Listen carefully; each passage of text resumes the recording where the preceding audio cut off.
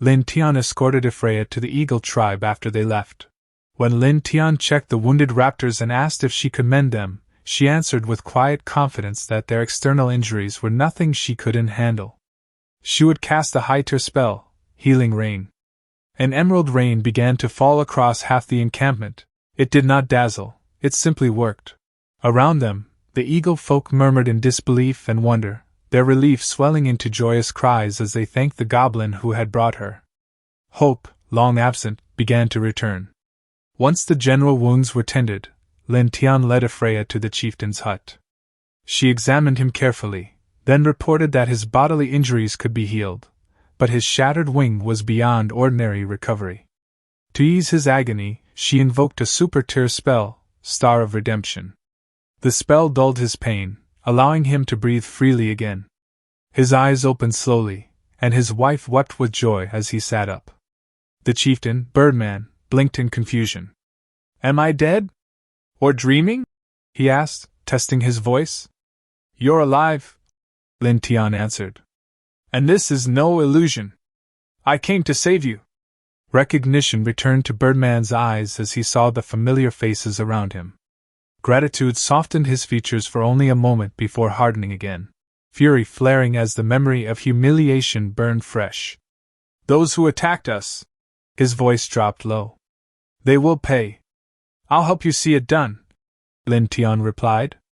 "We'll gather the strength needed." From within his pack, Lin Tian drew out a relic, a pair of blade wings.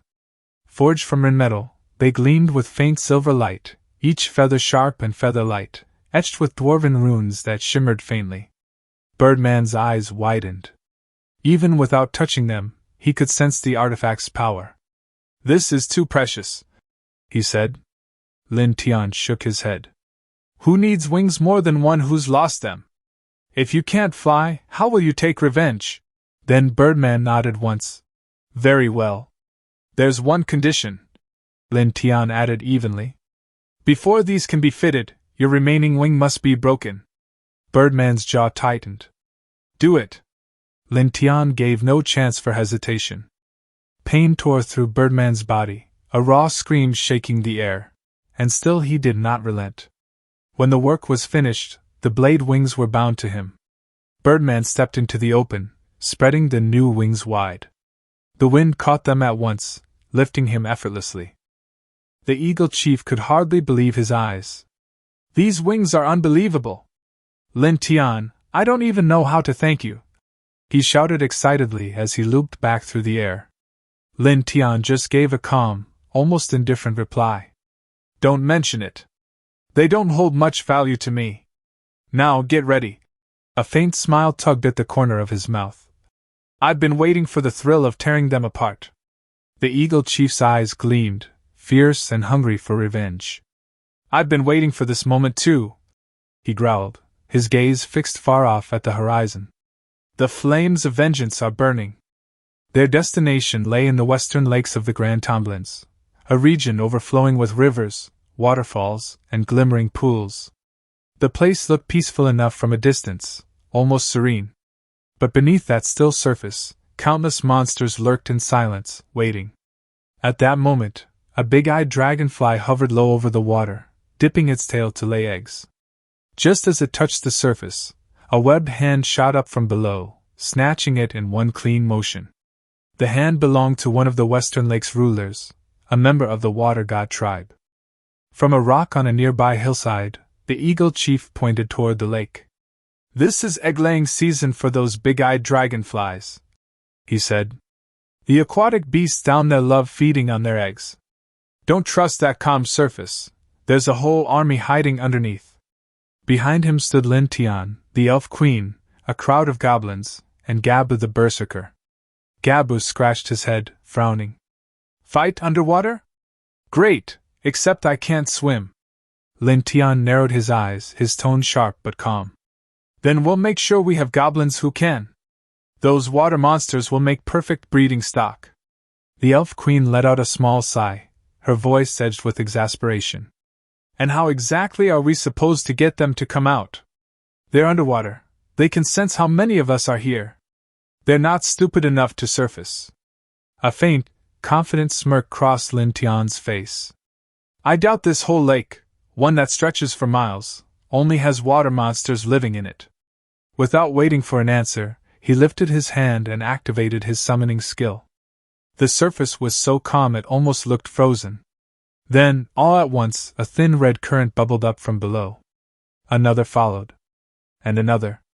Within moments, the water turned cloudy, spreading into a sea of crimson. A second later, chaos erupted. Hundreds of monsters burst from the lake, thrashing wildly. They weren't attacking, they were fleeing. Blood streaked their scales and fins, deep gashes ran across their bodies. What the hell happened? One shouted. They've gone mad! Another beast cried out in panic. The water monster lord rose from the depths, muscles rippling, his half-human, half-fish face twisted with fury. In his hand, he carried the corpse of a giant crocodile-like beast. With one loud crack, he crushed it in his grip, bones snapping under his palm. This is bad, he growled. Someone's controlling the beasts. Water Monster Lord. Level 90. HP, 2700. Strength, 880. Defense, 740. Combat power, 430. Lin Tian stepped forward. The Eagle Chief's voice came out cold. Didn't expect you to be sharp enough to notice. The Water Monster Lord froze, then squinted. Recognition hit, and he barked out a harsh laugh. Well, if it isn't the little bird I plucked bald a few days ago. Your feathers grew back fast, and you even brought friends. His gaze swept over the goblins behind Lin Tian, his expression curling into mockery. So, this is your grand army? A bunch of worthless goblin trash? A smaller water monster nudged him, pointing eagerly. Lord, look, a human woman!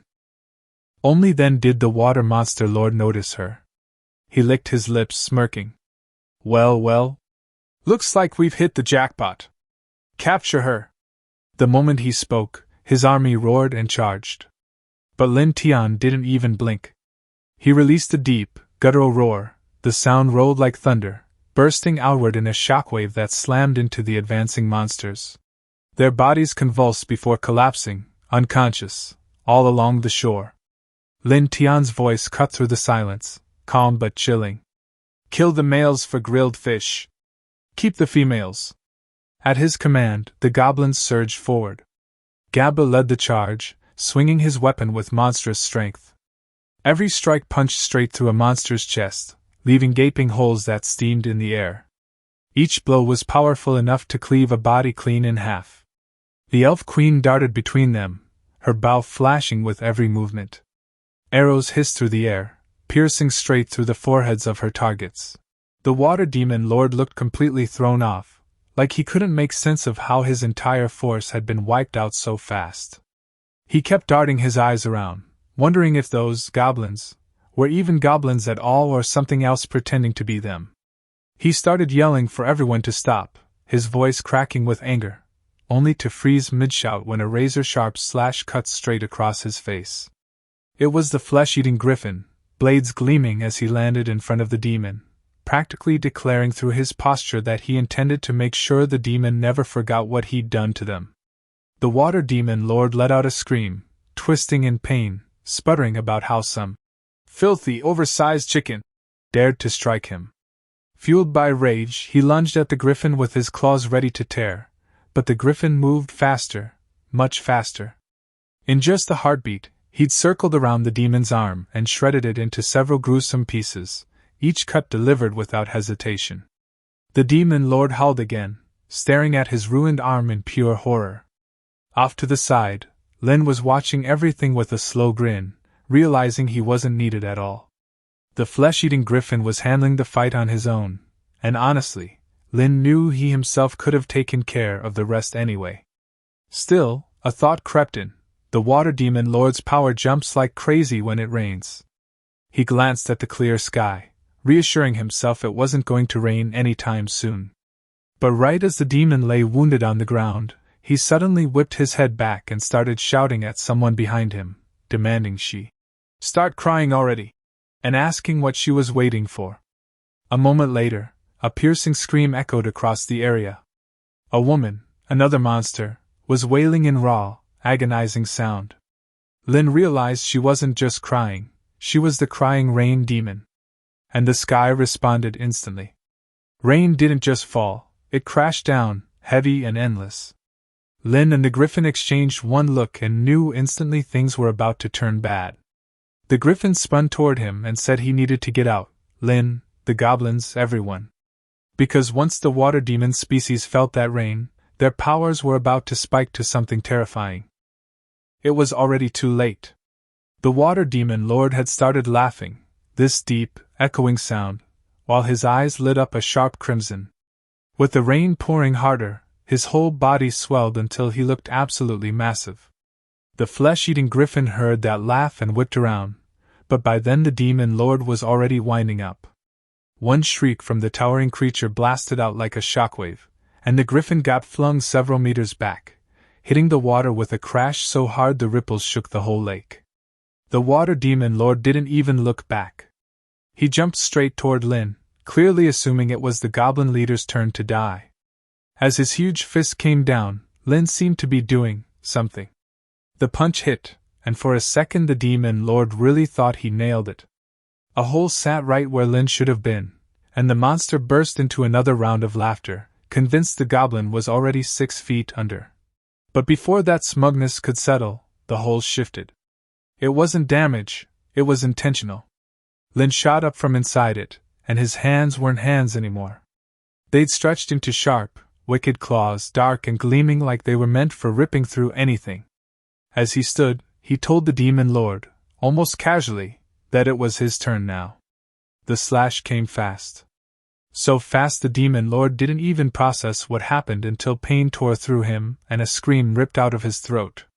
He couldn't understand how this tiny goblin had managed to hurt him at all, let alone this much. But Lin had activated the corrupted blood skill, and those devilish claws were eating away at the monster's power from the inside.